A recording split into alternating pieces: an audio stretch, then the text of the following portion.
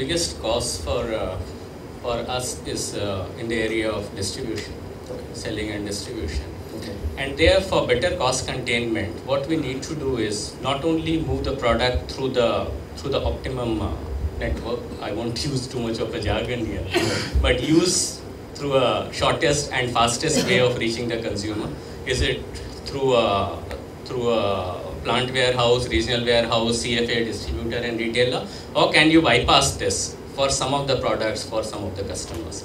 Now this has to be a dynamic thing, because if all the products from manufacturing location take the same route, then the cost is going to be high. It's possible that if the traffic on a particular route is high, then you can short circuit some of these nodes and reach it faster and cheaper to the consumer. On the other hand, it's important to be agile. So how do you ensure that every node sends at least one consignment to the next node every day? And if there are 5 consignments going to the next node, possibly 4 consignments can be bypassed through that node. Now, how do you ensure that this is done in a dynamic manner to ensure agility to the consumer, up to the consumer level, and cost containment? This is one of the areas that we have actively invested and ensured that our products are the freshest when they reach the consumer, and the cost that we incur in terms of selling and distribution is the lowest. On manufacturing side, similarly, there are certain principles that we follow. When it comes to energy, for example, I think you said that energy is not a typical day-to-day KPI. No, not at all.